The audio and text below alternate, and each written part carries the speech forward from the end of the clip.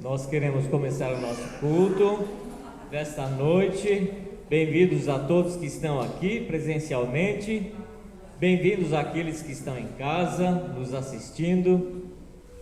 Que Deus derrame a sua graça e sua misericórdia, que você possa ter o máximo de aproveitamento nessa noite, deste momento que nós temos aqui. Nós começamos com um convite. A música diz: damos graças ao Senhor. Então vamos dar graças. Quem puder, fique em pé, canta junto. Não fica no automático, porque é uma música bem antiga, mas deixa que ela faça parte da mente e do coração nesse momento. Damos graças ao Senhor, damos graças, graças pelo seu amor. Damos graças ao Senhor, damos graças, graças pelo seu amor. De manhã cedo os passarinhos estão cantando, louvando ao Criador. E tu, amigo, por que não cantas, louvando a Cristo, Jesus meu Salvador? E tu, amigo, por que não cantas, louvando a Cristo, Jesus meu Salvador? Homens, damos graças ao Senhor, damos graças, graças pelo seu amor. Moços e meninas, damos graças ao Senhor, damos graças, graças pelo seu amor. De manhã cedo os passarinhos estão cantando, louvando ao Criador. E tu, amigo, por que não cantas, louvando a Cristo, Jesus meu Salvador? E tu, amigo, por que não cantas, louvando a Cristo, Jesus meu Salvador?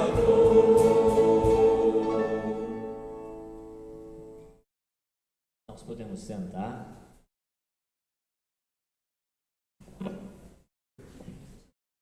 A Bíblia nos desafia sempre de novo a amar.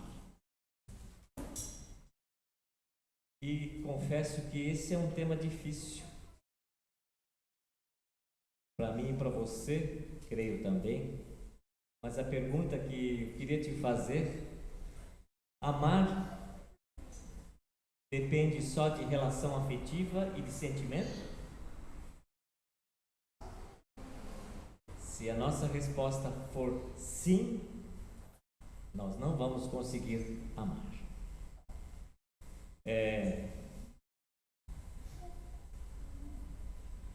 1 João, no capítulo 4,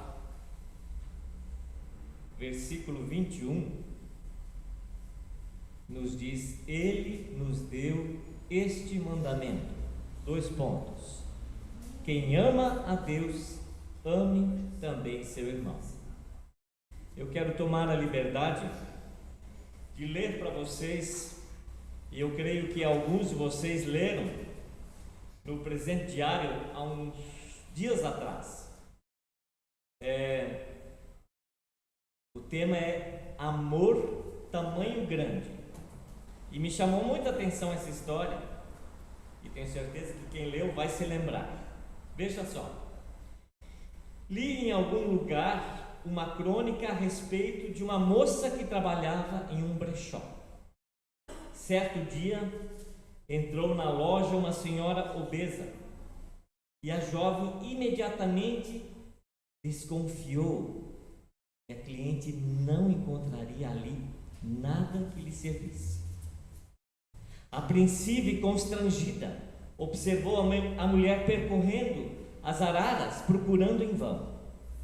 A moça ficou tão angustiada, porque não queria que a cliente se sentisse mal, de forma excluída por causa do seu tamanho de roupas. seu receio se confirmou. Desanimada, a senhora dirigiu-se à atendente e disse: não tem nada grande, não é? Naquele momento, a jovem, que até então não sabia o que dizer, simplesmente abriu os braços e respondeu: quem disse? Claro que tem. Olha só o tamanho desse abraço. E abraçou a cliente com muito carinho. A mulher, surpresa, acabou se entregando àquele gesto acolhedor e às lágrimas. Há quanto tempo que ninguém me dava um abraço? E completou: não encontrei o que vim buscar, mas achei muito mais do que eu procurava. Obedecer a um mandamento, quando Jesus nos diz que nós devemos amar, ele vai além, né? Ele diz que até os inimigos. Impossível que o amor dependa de sentimento. O amor é uma atitude. Nós temos que decidir amar. Inimigo, a gente não tem sentimento de amor, mas a gente pode ter uma atitude de amor para com ele. Como você lida no dia a dia? Naquela caixa, né? A atendente do supermercado, você chega lá, você cumprimenta ela, diz: olá, bom dia, boa noite, com um sorriso. Como você lida no trânsito? Quando alguém lhe dá a vez, você pelo menos agradece e pelo menos usa a boca que usa, né? Ou como você lida quando você tem que atravessar na faixa de pedestre, cara amarrada, é obrigação dele parar? Ou você diz: como você lida no dia a dia com as pessoas? Me chamou tanta atenção desta moça. Como nós podemos ter atitudes de amor com as pessoas? É tão fácil. E pensa, o versículo diz: se eu amo a Deus, eu devo amar ao próximo. Eu devo ter atitudes de amor com o próximo. E este é o maior sinal, ou esse é o sinal de que nós somos ou não somos cristãos. É o amor. Vamos decidir amar? Nós queremos orar assim como nós estamos.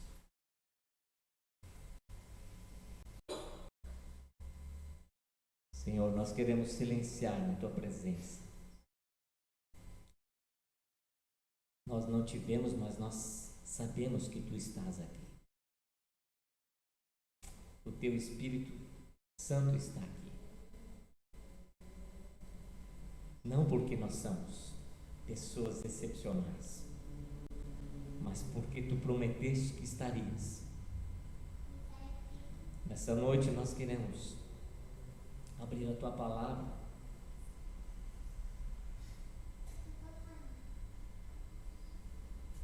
Nós queremos sair daqui diferente de como nós entramos. Por isso, Senhor Deus, nós queremos colocar nossa vida na Tua presença e te pedir: venha ao nosso encontro. Tu sabes o que cada um necessita. Cada um, Tu conheces cada um, Tu conheces a mente de cada um, dos que estão aqui, dos que estão em casa. Tu sabes que nós precisamos de Ti, quer que a gente admita isso ou não. Mas nós queremos dizer: nós precisamos de Ti. Vem, toca o nosso coração, e que Teu amor desinteressado e imerecido seja também o que nos motiva a amar e ter atitudes de amor com as pessoas.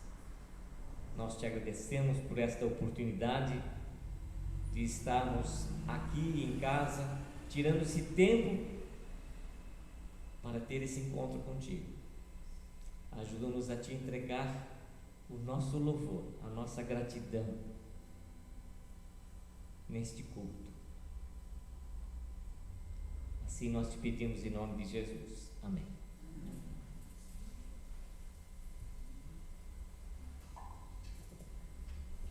Desculpa, eu me emocionei um pouco.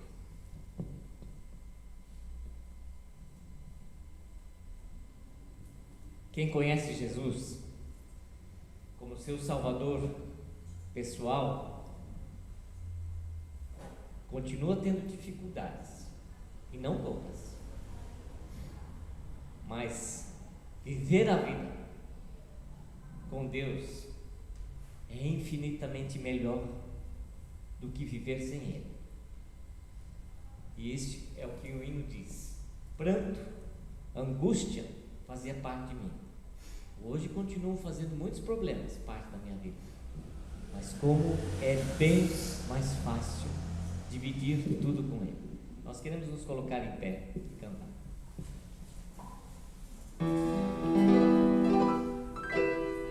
Aleluia, aleluia, aleluia, canto a ti, Senhor, esta canção.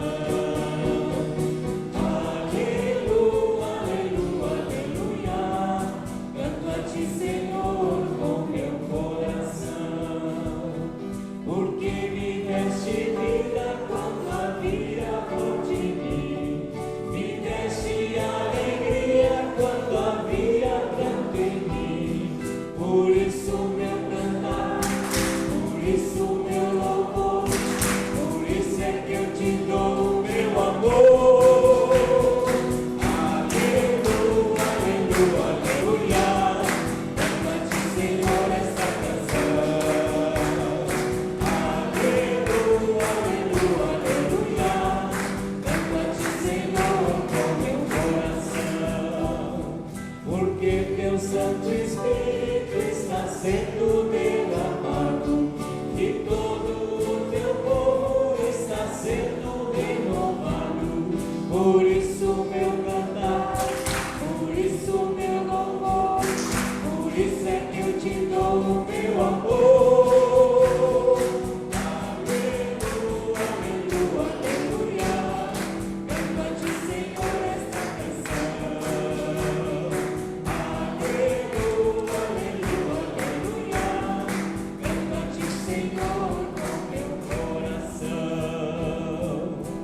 Canto a ti, Senhor, com meu coração. O hino diz: glória para sempre àquele que era, que é e que há de vir.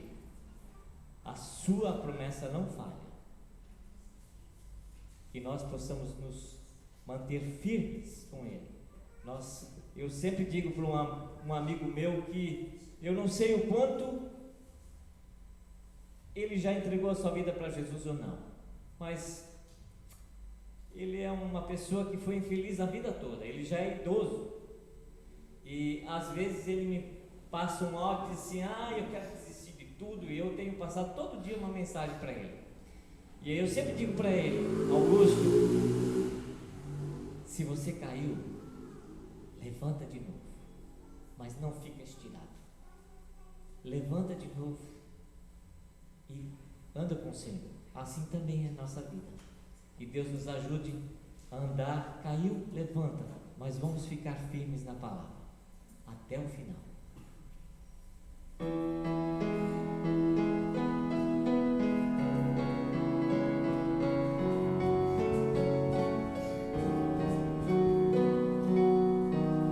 Glória para sempre ao Cordeiro de Deus, a Jesus o Senhor, ao Leão de Judá, a raiz de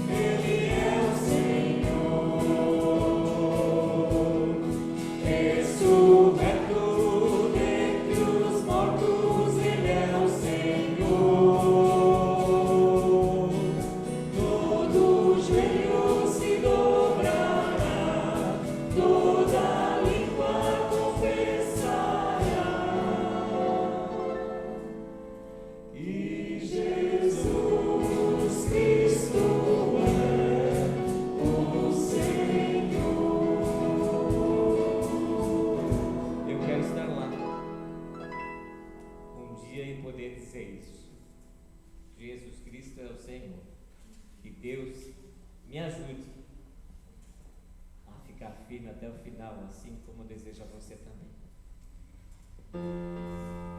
Cuidado, nós vamos cantar um hino que é uma declaração à Trindade de Deus: Deus Criador, Jesus Salvador e o Espírito Santo, o Santificador.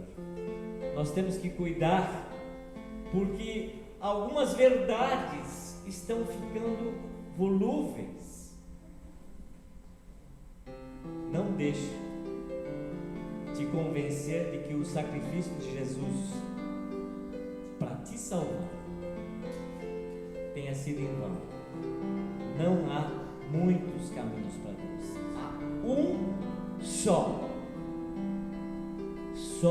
por meio de Jesus. Não há outro caminho.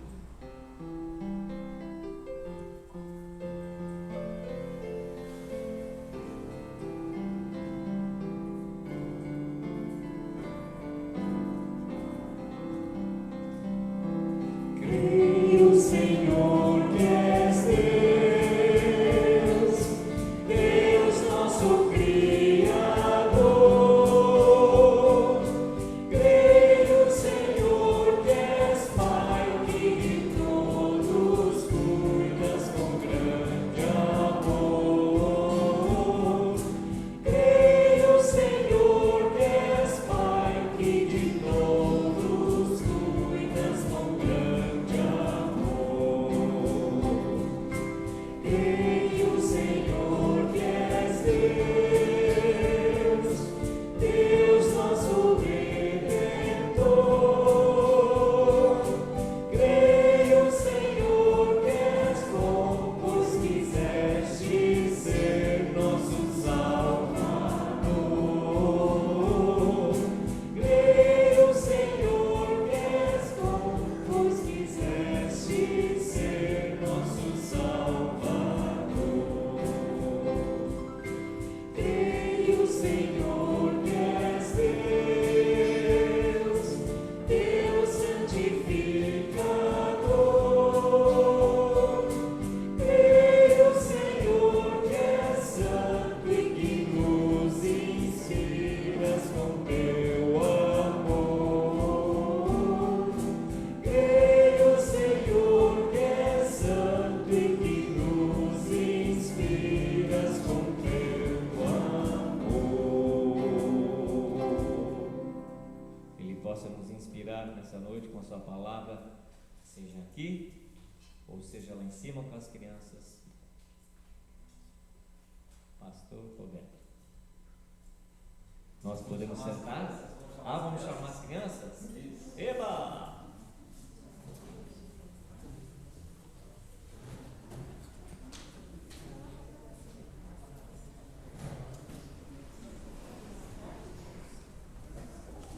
Hoje quem faz o culto infantil vai ser o Alisson. Vem aqui na frente, vem aqui.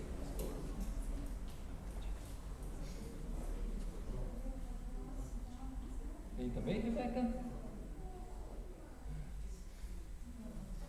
Mamãe, a Luciana vem com o Noah. Vamos fazer uma oração então? Vamos fechar os nossos olhos, falar com o Papai do Céu.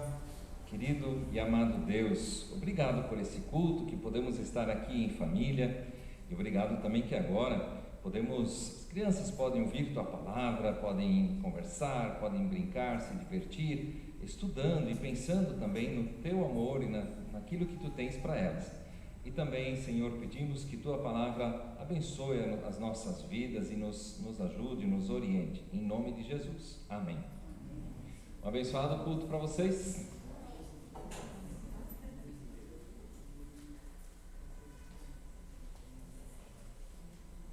Primeiro eu tenho que dar as boas-vindas, para a Luciane, que está indo ali com o Noah. Luciane, o Cariston, que bom, eu ia dizer que faz tempo, mas a gente se viu nessas pandemias aí, mas que bom que vocês conseguem estar aí junto com a gente também. E tem a avó, como é que é o nome? Eu esqueci de perguntar. Ovídia, Dona Ovídia, sim, a mãe da Luciane. Bem-vinda, Dona Ovídia. Está aí curtindo o netinho também, né? O Noah. E cuidando do genro, né?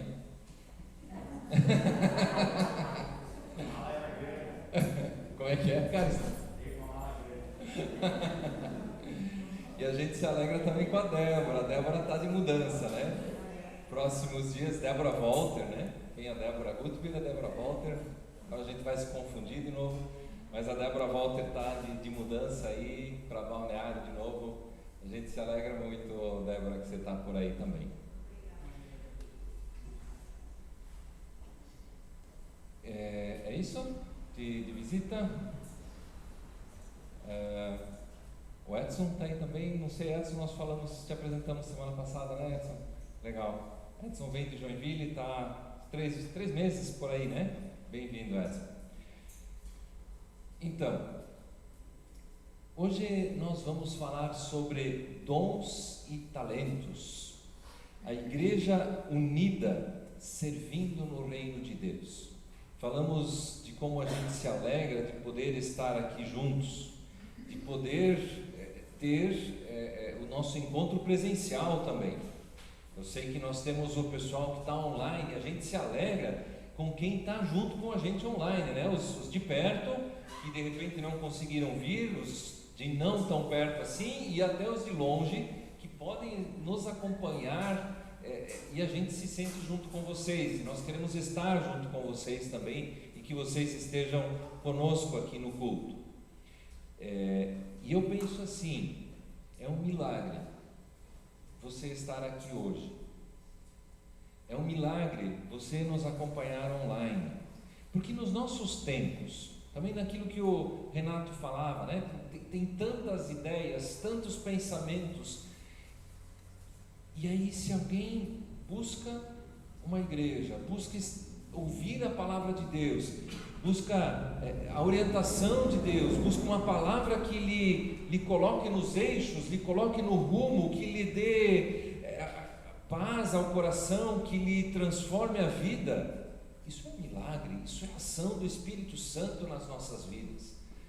É um milagre. E também como igreja, nós nos reunirmos e nos perguntarmos: Deus, o que o Senhor tem para nós?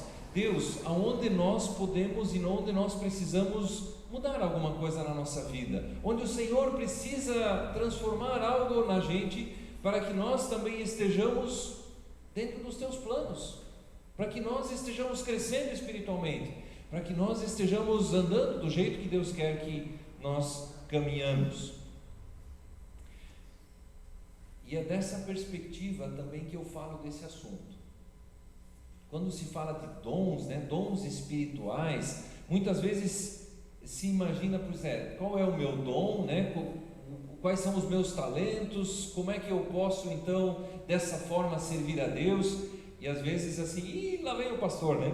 E vai tentar falar de algum jeito, alguma coisa para que está precisando que a gente faça alguma coisa, ou precisando de estar com alguma dificuldade lá em algum ministério, alguma vaga. Por falar nisso, tem sempre espaço, né? Tem sempre lugar para a gente trabalhar. Mas eu não falo desse assunto por causa disso. Não é por isso que eu falo desse assunto. Dom, saber o seu dom e pensar de que maneira eu posso servir a Deus é, em primeiro lugar, uma necessidade individual de cada cristão. É uma necessidade nossa. Eu preciso saber qual é o propósito de Deus na minha vida, como é que Deus quer me usar. Eu vou fazer qualquer coisa, mas eu nem sei fazer aquilo. Fazer as coisas de Deus, falar de Deus para alguém, testemunhar ou ajudar, ou de alguma forma ajudar com que as pessoas se aproximem de Deus, ou de alguma forma ajudar com que as pessoas possam crescer na sua caminhada com Cristo. Isso não é algo humano, isso não é algo que nós conseguimos fazer. Por isso, dons é algo espiritual, e é uma necessidade nós sabermos individualmente. E é também uma necessidade da igreja, né? Como igreja unida, como comunhão, reunião de pessoas, reunião de cristãos. Como é que nós vamos servir, como é que nós vamos atuar, o que Deus espera de nós. Em meio a um mundo cada vez mais individualizado, onde é cada um por si, e a gente até coloca Deus por todos ali, mas desde que Ele faça a nossa vontade, né? Onde é cada um por si e cada um tem que se virar sozinho. A mensagem, uma palavra sobre dons, sobre servir a Deus, ela nos insere no projeto maior de Deus. Ela diz: olha, eu tenho algo muito especial para vocês. Eu tenho um projeto maior, que é o projeto de salvação da humanidade. Eu quero trazer pessoas de volta para mim, reconciliar as pessoas com Deus. Esse mundo está perdido, mas eu não desisti desse mundo. Eu não desisti de vocês. E eu quero trazer vocês junto nesse projeto. Eu podia fazer tudo sozinho, eu podia fazer pedra falar, eu podia mandar anjo do céu, mas eu resolvi escolher alguns pescadores lá no tempo de Jesus. Eu escolhi os cobradores de impostos, gente da pior espécie que foi transformada, que foi salva por Jesus. E eu também estou escolhendo vocês. Vocês querem fazer parte do meu projeto? Eu estou chamando vocês para esse projeto, vamos junto. Eu estou junto com vocês. E nesse sentido eu quero ler com vocês alguns versículos do livro de Neemias. Nesse contexto onde é difícil para nós imaginarmos um pensamento comunitário, onde é tudo individualizado, a leitura de Neemias é uma leitura muito atual.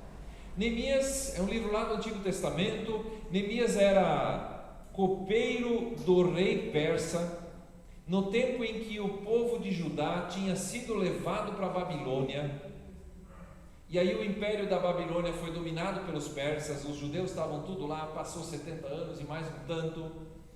Alguma parte daquele povo já tinha voltado para Jerusalém, e outros tantos continuavam lá, e Neemias continuava lá, e ele trabalhava na corte do rei. Ele era um importante funcionário do rei.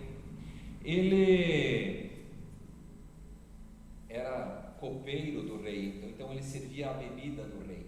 Ele cuidava dos vinhos, da adega dos vinhos reais. E ele era responsável pela segurança, porque era o lugar mais fácil de envenenar o rei, botar veneno na taça de vinho do rei.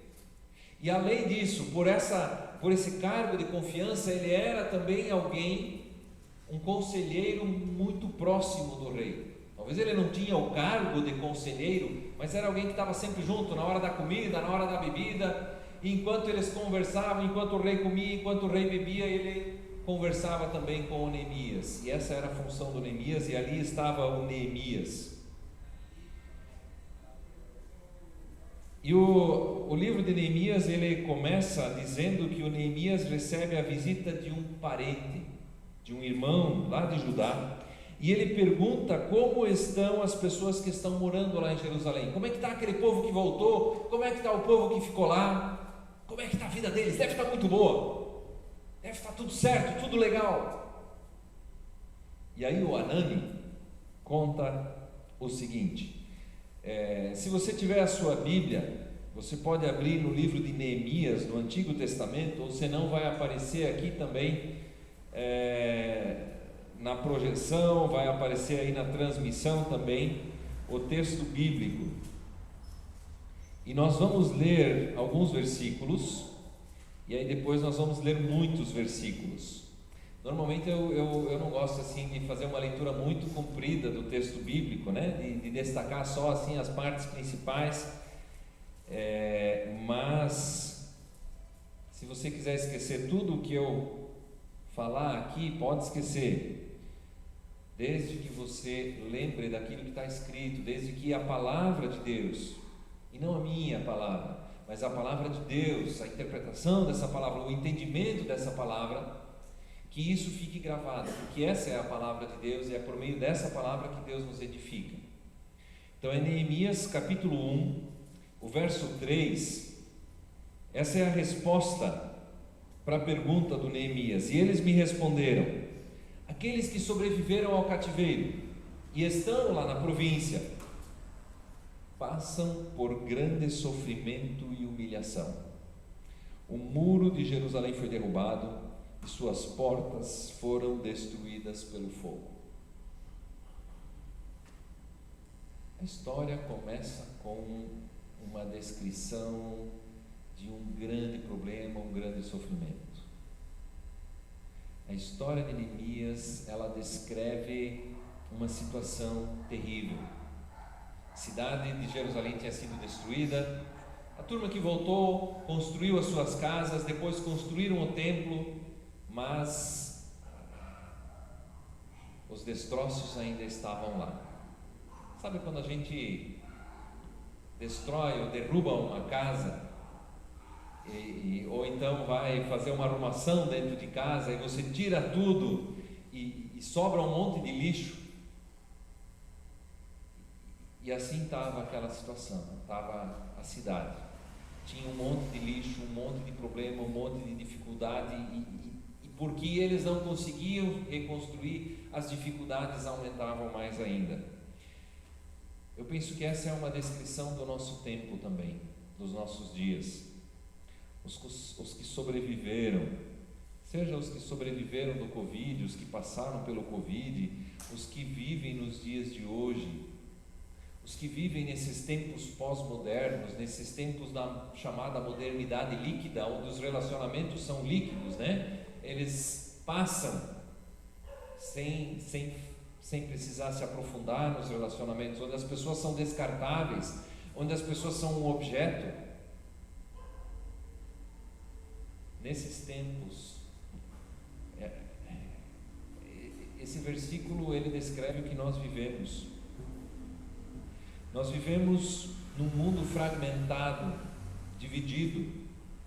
O sentimento de solidão aumenta cada vez mais. Basta olhar o número de doenças emocionais que nós temos e como elas estão aumentando, e as doenças aumentam, e a idade que essas doenças emocionais pegam, elas vão diminuindo cada vez mais. A Lu é psicóloga, né? E ela sabe também do que eu estou falando.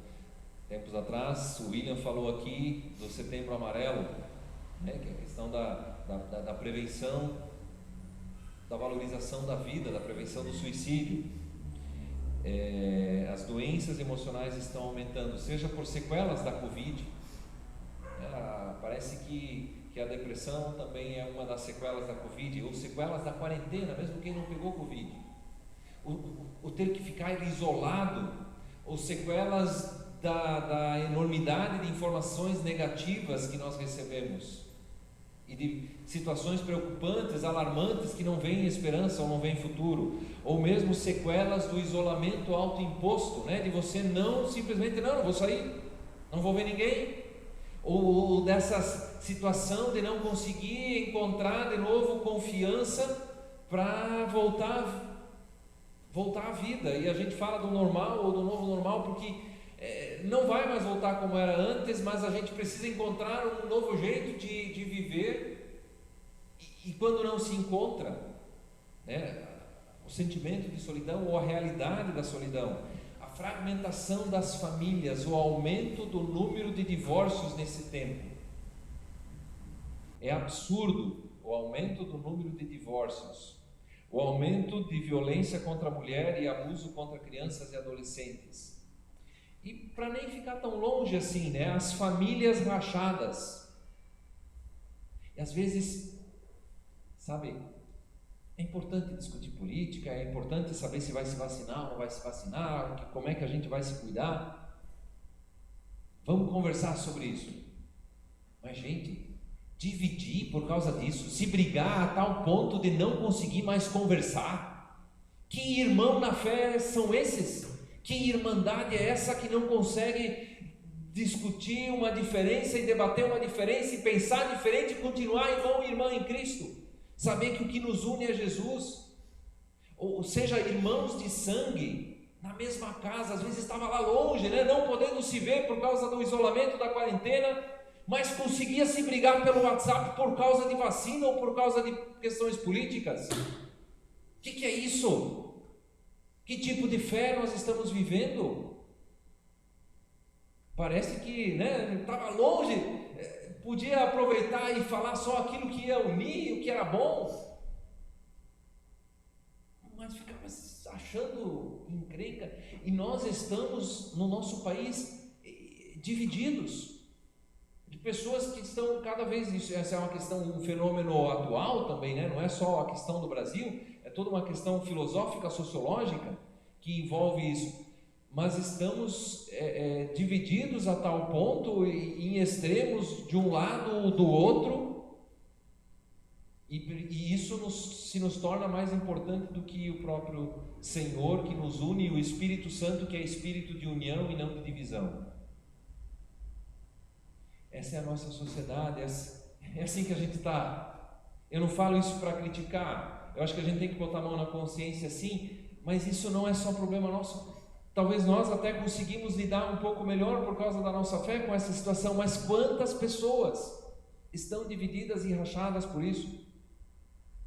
E um outro problema, a diminuição do voluntariado. Essa questão aí, numa palestra que eu ouvi tempos atrás, o palestrante, ele usou a seguinte expressão para falar da diminuição do voluntariado: o braço está mais curto.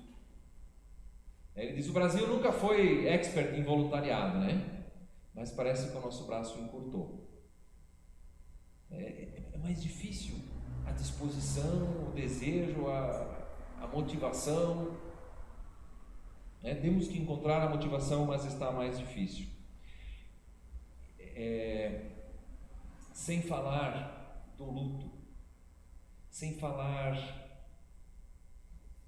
da falta de sentido, da falta de esperança, de problemas financeiros, de dificuldades às vezes nessa área, e assim uma série de questões que nos fragiliza.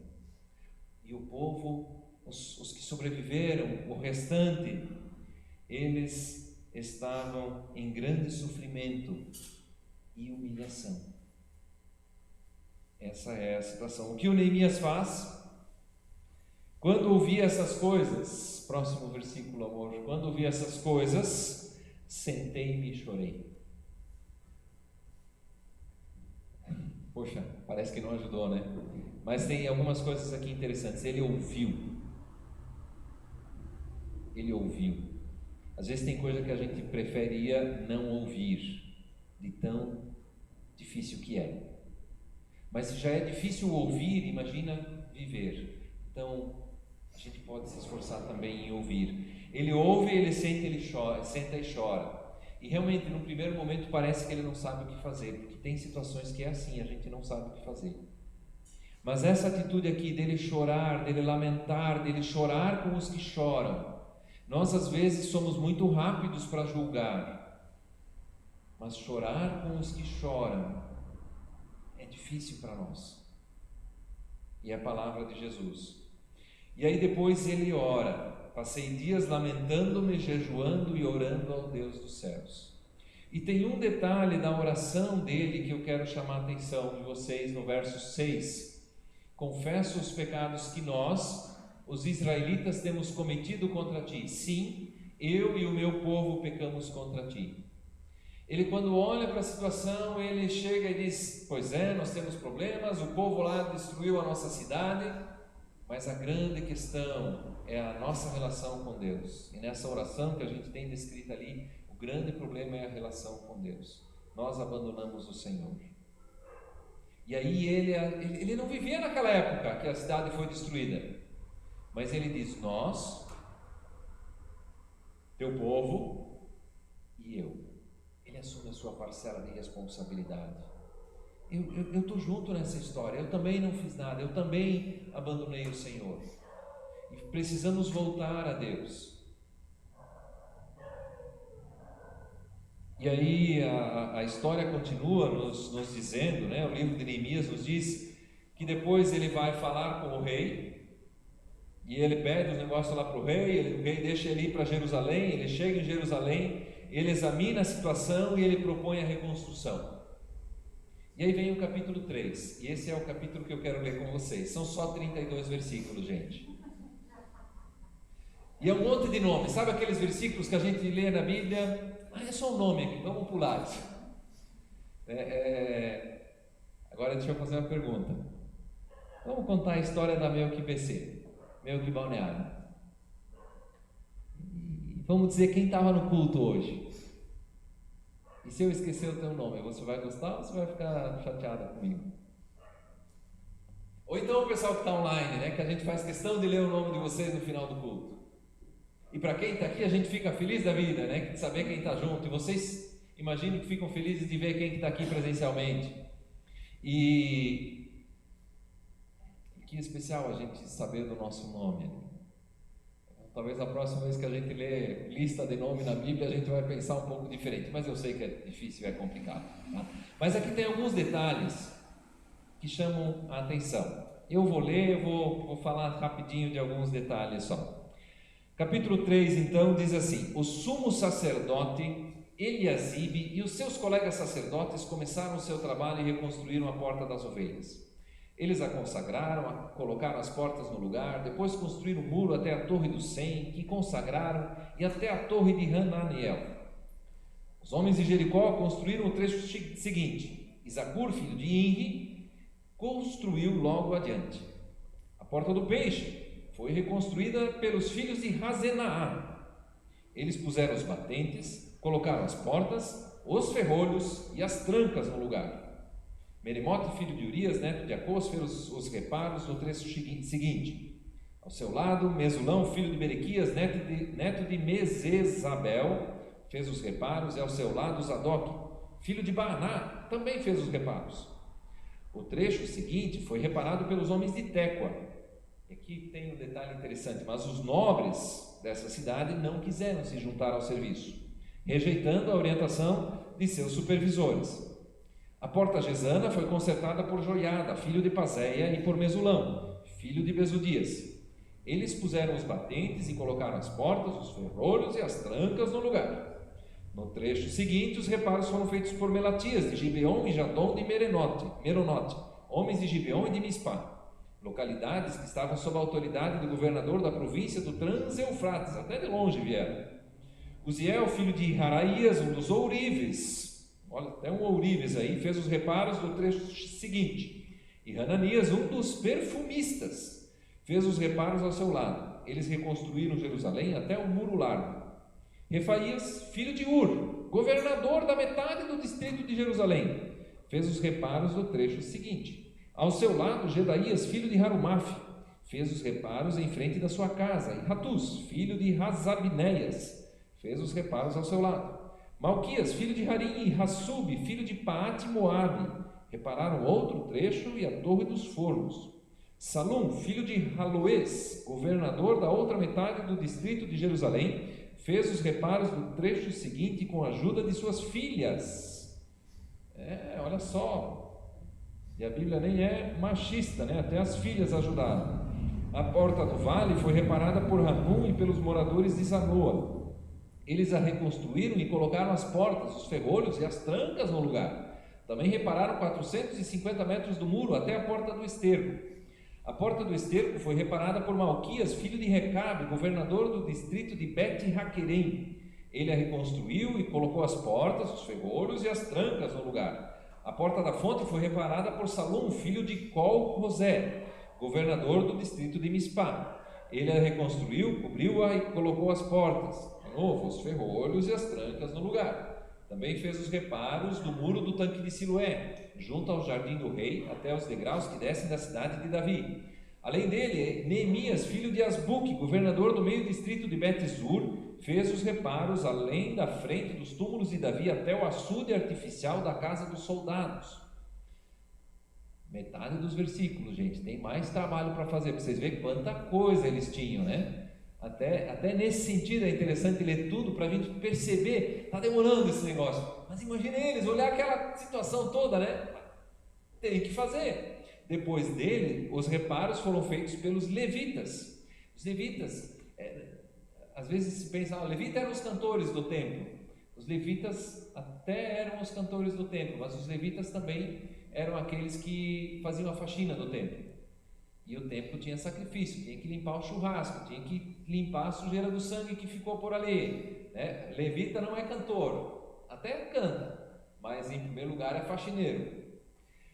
Os reparos foram feitos pelos levitas, que estavam sob a responsabilidade de Reum, filho de Bani. Junto a ele, Razabias, governador da metade do distrito de Keila, fez os reparos em seu distrito. Depois dele, os reparos foram feitos pelos seus compatriotas, que estavam sob a responsabilidade de Binui, filho de Henadad, governador da metade do distrito de Keila.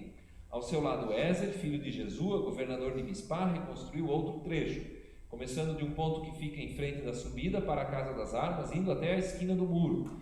Depois dele, Baruque, filho de Zabai, reparou com zelo outro trecho, desde a esquina do muro até a entrada da casa do sumo sacerdote Eliasibe. O outro lá, o Eliasibe, que também estava lá construindo, né? Em seguida, Meremote, filho de Urias, neto de Acos, reparou outro trecho, desde a entrada da casa de Eliasibe até o fim dela. Os demais reparos foram feitos pelos sacerdotes das redondezas. Depois, Benjamim e Hassub fizeram os reparos em frente da sua casa, e ao lado deles, Azarias, filho de Mazéias, filho de Ananias, fez os reparos ao lado de sua casa. Depois dele, Binui, filho de Henadad, reparou outro trecho desde a casa de Azarias até a esquina do muro. E Palau, filho de Uzai, trabalhou em frente da esquina do muro e da torre que sai do palácio superior, perto do pátio da guarda. Junto a ele, Pedaías, filho de Parós, e os servos do templo que viviam na colina de Ofel fizeram os reparos até em frente da porta das águas, na direção do leste e da torre que ali sobressaía. Depois dele, os homens de Tecoa repararam, os mesmos lá que repararam e os nobres não ajudaram, né? E eles fizeram mais ainda. Repararam outro trecho, desde a grande torre até o muro de Ofel, acima da porta dos cavalos. Os sacerdotes fizeram os reparos, cada um em frente da sua própria casa. Depois deles, Zadok, filho de Imer, fez os reparos em frente da sua casa. Ao seu lado, Semaías, filho de Secanias, o guarda da porta oriental, fez os reparos. Depois, Ananias, filho de Selemias, e Hanum, filho de Zalaf, fez os reparos do outro trecho. Ao seu lado, Mesulão, filho de Berequias, fez os reparos em frente da sua moradia. Depois dele, está terminando, gente, Malquias, um ourives, fez os reparos do muro até a casa dos servos do templo e dos comerciantes, em frente da porta da inspeção até o posto de vigia da esquina. E entre a sala acima da esquina e a porta das ovelhas, está terminando, os ourives e os comerciantes fizeram os reparos. Bastante coisa, né, gente? Ficaram acordados ou alguém dormiu aí no meio da leitura? É muito nome, a gente confunde, troca. Alguém lembra de um nome ainda? Baruque? Tem um cantor aí, né? Então tá. Gente, eu quero chamar a atenção de três coisas. Em primeiro lugar, quem estava aqui construindo? Quem eram essas pessoas?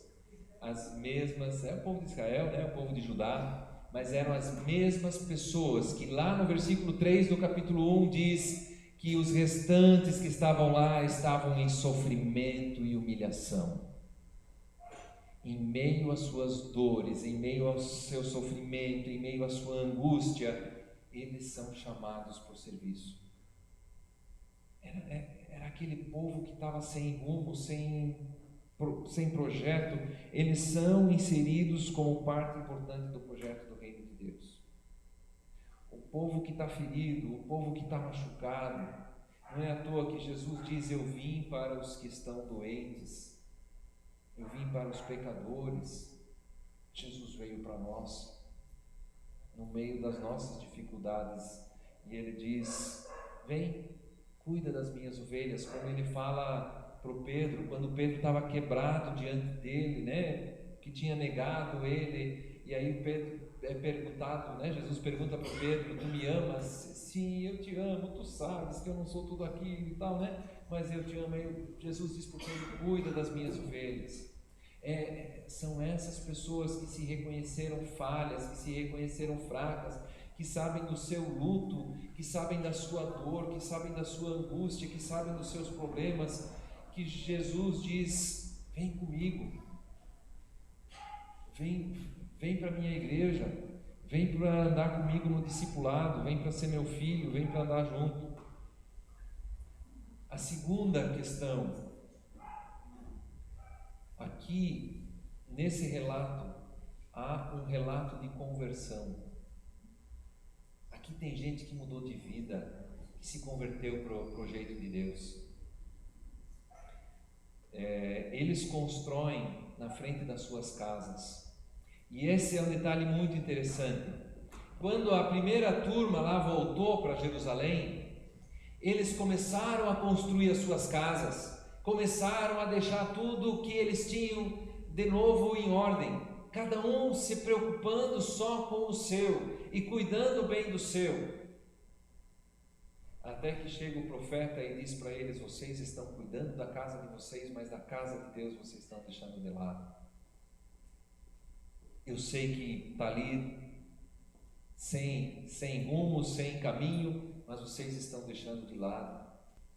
E aqui, quando é dito que eles constroem na frente da sua casa, é um testemunho deles dizerem: pois é, a gente fez a nossa casa. Eles até já tinham terminado o templo, mas o muro ainda estava ali, destruído. E que cidade naquela época é uma cidade sem muro? Não é nada, não tem proteção, ninguém tem nada, ninguém consegue viver dignamente, ninguém consegue ter paz, ninguém consegue ter segurança, ninguém consegue pensar em futuro. E os muros de Jerusalém, a cidade que deveria ser luz para as nações, testemunho de quem Deus é, testemunho do que Deus está fazendo, ela estava destruída. E esse povo constrói agora um muro na frente das suas casas. Eles dizem: a gente fez isso aqui e não olhou para frente, não olhou para fora. Olha quanta coisa tem aqui para ser feita, nós vamos fazer. Isso é conversão. É interessante que quando eles estavam preocupados só com o seu, o resultado foi desolação e humilhação. Evangelho é conversão do eu pro nós.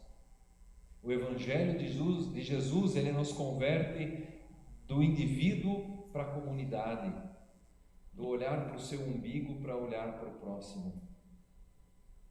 É pelo amor, como disse o Renato aqui na frente, nos lembrou, que Jesus disse: pelo amor que vocês vão ser reconhecidos como meus discípulos.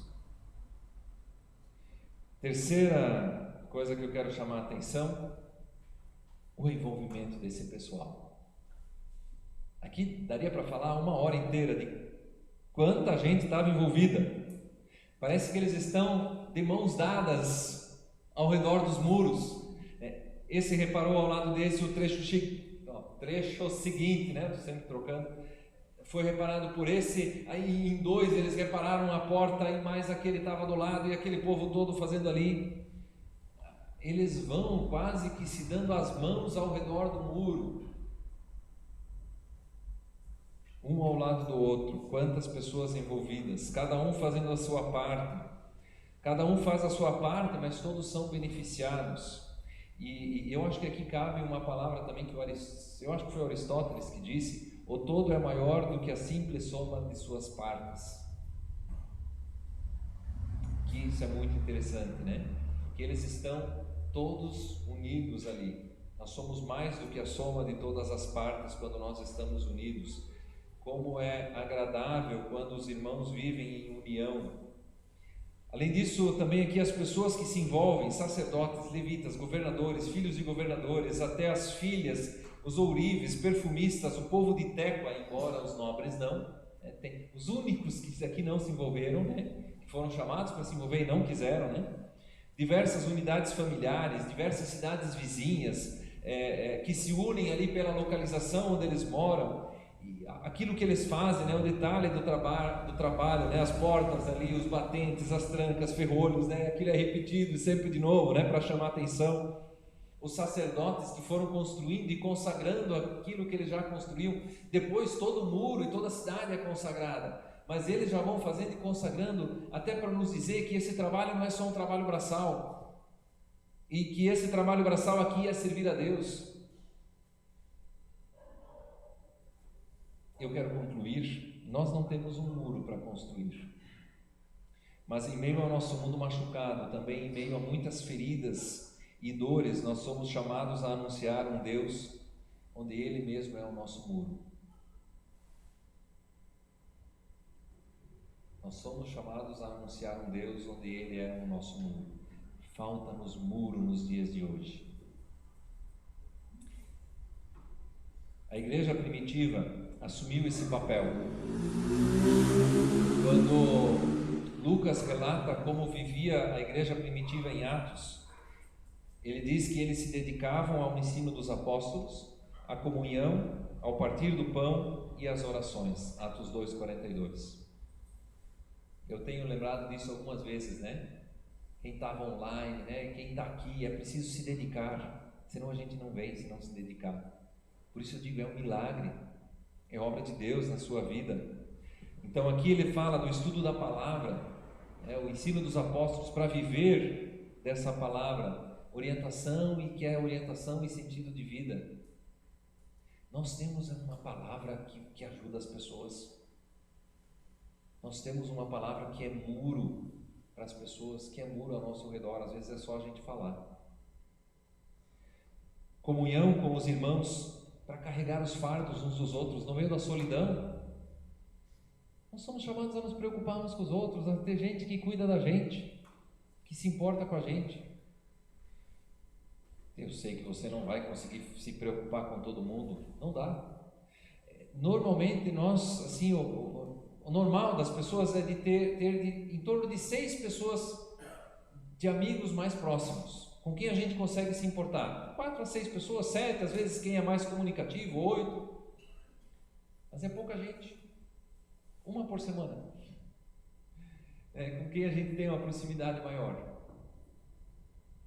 E se a gente levar isso a sério, não precisa cuidar de todo mundo, mas cuidar só daqueles que estão mais perto da gente, e estar com aqueles que estão mais perto da gente, e que especial, nós como igreja, nós podemos dizer, olha só como a gente se cuida ali, vem junto, nós temos um espaço onde a gente se importa um com o outro, onde a gente se ajuda. E aqui entra muito a questão do se ajudar, no partir do pão. Não é só comer junto, mas é comer com quem não tem, é ajudar quem não tem, é o cuidado, é o serviço com os de dentro e com os de fora. Semana passada, no sábado, a gente estava aqui fazendo um mutirão para o culto de ação de graças aqui da reconstrução, para reinauguração aqui, Foi tão legal poder estar junto aqui, foi tão especial estar agachado lá na calçada, tirando o matinho da calçada, ou então estar aqui pendurado, nas escadas para botar as cortinas ou outras coisas, aí arrumar as cadeiras onde a gente está sentado agora. E trabalhar junto é um lugar, um momento onde a gente edifica a comunhão, onde a gente se aproxima uns dos outros. Aí o André, o nosso coordenador, ele não está aqui, a gente está lá com a Rebeca e com a Bia, Ele disse assim: Roberto, que foi muito especial fazer esse mutirão junto.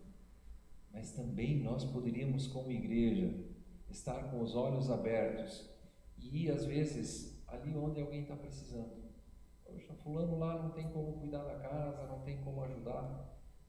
A gente poderia ir lá. É um tempo da nossa semana, algumas horas, todo mundo junto, isso vai tão rápido. Nós poderíamos ajudar dessa forma.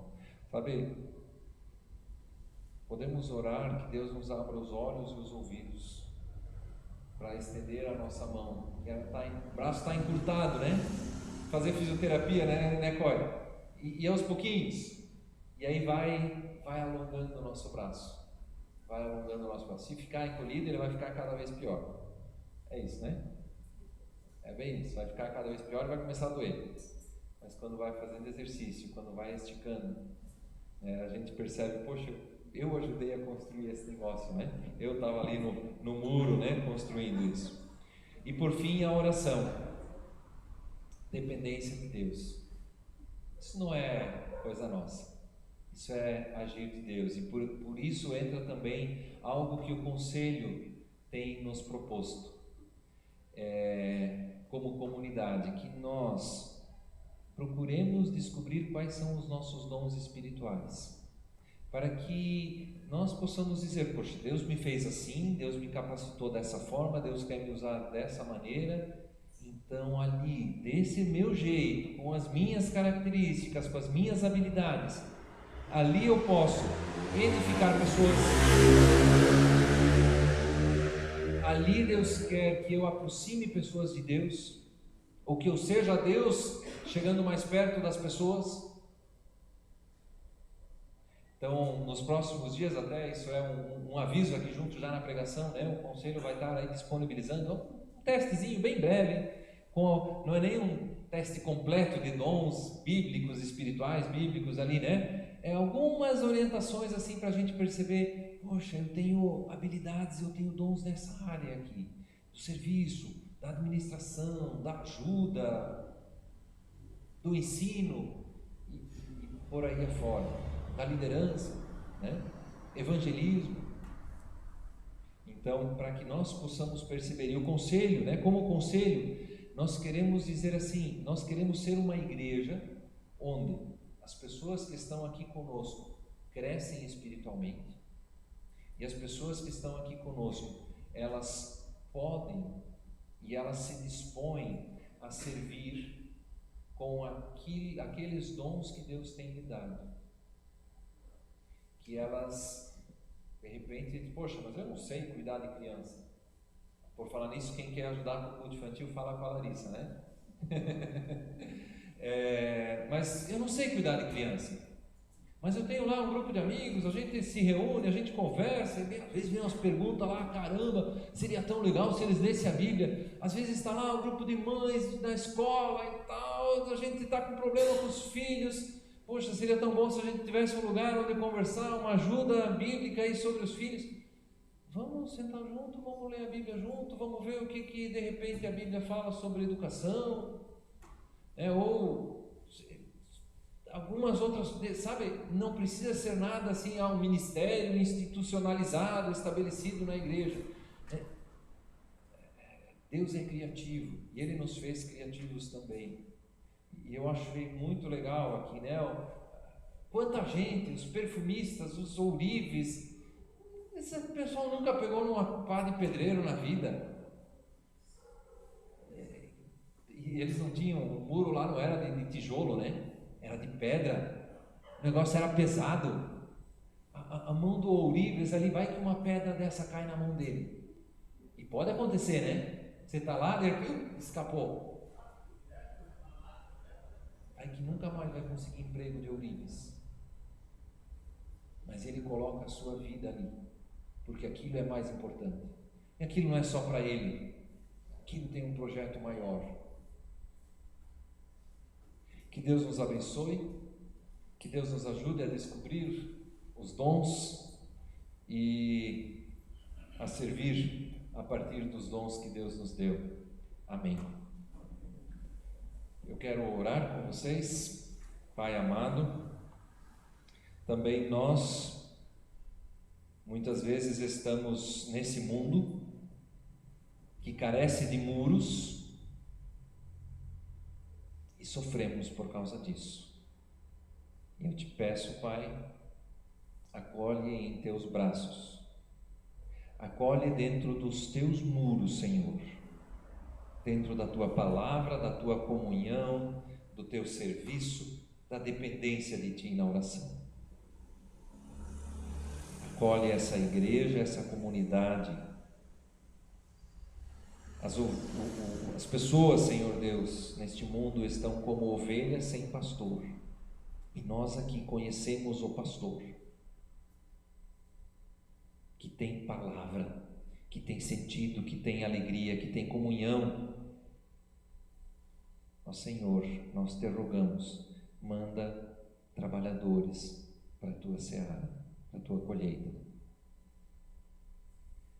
Edifica a nossa igreja, a nossa comunidade, edifica a tua igreja nesse mundo, aviva, Senhor, a tua igreja. Em nome de Jesus. Amém. Eu quero, esse momento final do culto, trazer alguns avisos. Em primeiro lugar, nós temos os parabéns aí da Geni e do Petrus, que estão de aniversário hoje. Parabéns para eles.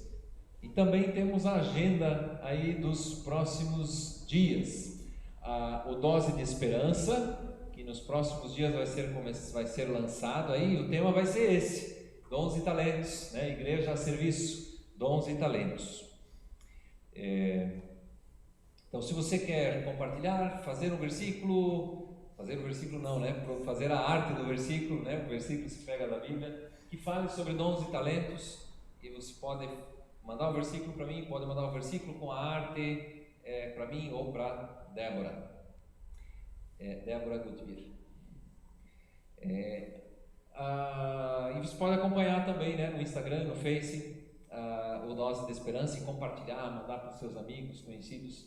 Quarta-feira, participe do estudo bíblico online, 20 horas, e na quinta tem estudo bíblico lá em Gravatá, já presencial, às 15 horas. Na sexta, nossa live de oração às 20 horas. E também, domingo que vem, nós teremos 2 cultos no domingo que vem. Domingo pela manhã, às 10 horas da manhã, culto de confirmação. Nós temos 4 confirmandos. O Davi, que está aqui, levanta a mão, Davi. A Carol Bretsky, a Ana Flávia, filha da Alessandra, a Carol, filha do Pedro e da Leia, Carol, filha da Alessandra e do Toca, a Ana Flávia, filha da Alessandra e do Toca, e o Pedro Teles, filho da Renita. Que confusão, né, minha linda? Mas é isso aí, é essa turminha aí. Às 10 horas da manhã. Quem quiser é convidado também para assistir o culto. E temos o culto normal. Aí eu pensei, se um é normal, o que é o outro, né? Meio maluco? Não, é culto de confirmação e o culto normal às 19 horas, domingo que vem, dia da reforma, né? Da reforma luterana. Não é reforma da igreja, é reforma luterana. Quem quiser ajudar com o culto infantil, fala com a Larissa. Já disse antes, né?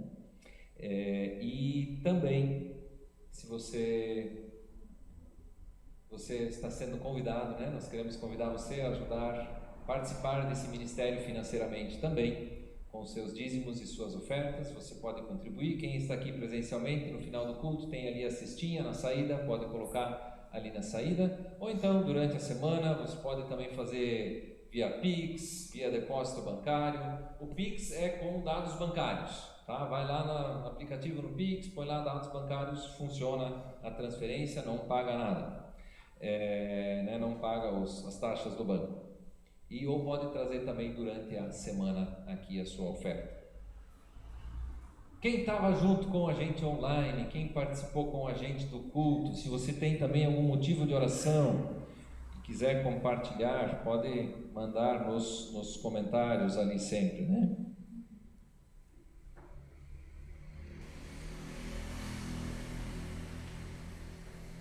Obrigado, Davi.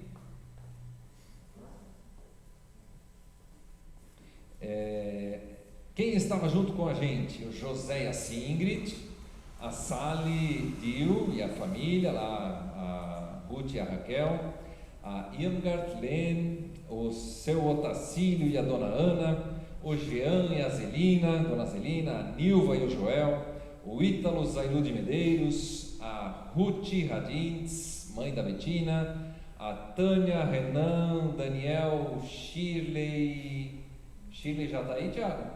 Não. Ainda não, Shirley vem amanhã. Então a Liana está junto aí também, né? A família Estima Amigo, o Haroldo e a Joana Lemel, pai e a mãe, né? A Elaine, o Aldejanir, a Estela Maria, a Lori, a Alessandra e a Ana Flávia. Viu a confusão que eu fiz aí, Alessandra? Tá louco. O Gideon Lippel, a Gessiane, irmã do Gil, a Marlise e a Dona Vale, a Nilve e o Silas, Zita Ebert. A Zita é a irmã? É a cunhada, lá de Indaial. De Itaió, mas está Ah, de Itaió, mas está em Indaial. O Márcio e a Paula e o Arthur talvez não, ele pede oração aqui pelo Arthur. O Zicard Euque, a Dona Vera lá em Londrina, a Elisandra lá de Joinville, seu Martin e a Dona Isolde também acompanhando a Rafa e o Marcel lá de Pissarras, e a família lá, né?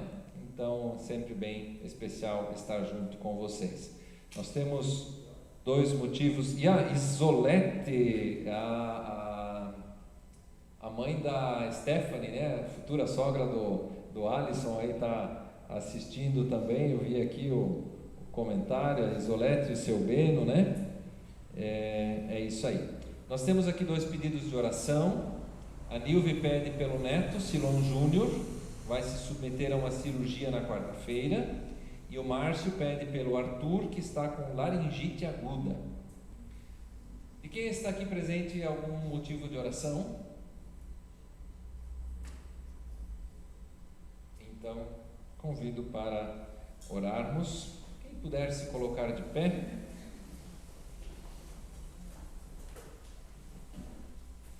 Nosso Deus e Senhor, consola também os enlutados, em especial ainda no nosso coração. Nós trazemos a família da Dona Vera, que perdeu o seu Gerson. Sentimos ainda também a falta dele e muito mais a família, Senhor Deus. Pedimos que Tu os consoles. Também estejas com o Silas e a Nilve Grangeiro, e em especial pelo Silon Júnior, que vai fazer uma cirurgia na quarta-feira. Da mesma forma, Senhor Deus, também colocamos a vida do pequeno Arthur nas Tuas mãos. Rogamos, Senhor Deus, pela sua cura dessa laringite aguda. Oramos pelas nossas famílias, oramos pela nossa cidade, pelo nosso país, por toda a situação que vivemos. Oramos pela Tua igreja, Senhor. Oramos para que sejamos sal e luz aonde nós estivermos. E assim agradecemos que o Senhor tenha estado conosco e o Senhor prometeu que estará conosco até o fim dos tempos. Em nome de Jesus que oramos e agradecemos. Amém. Convido a banda que vai ainda cantar uma bênção final aqui para nós. E eu desejo que Deus os abençoe, Deus esteja aguardando vocês, que Ele levante o seu rosto sobre vocês e assim Ele nos dê a sua paz, que nós vivamos nessa bênção de Deus e sejamos uma bênção no nosso dia a dia.